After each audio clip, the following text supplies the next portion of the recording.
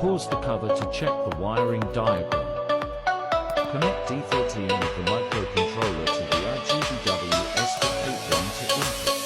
The next 3 wires will connect the rotary encoder to D2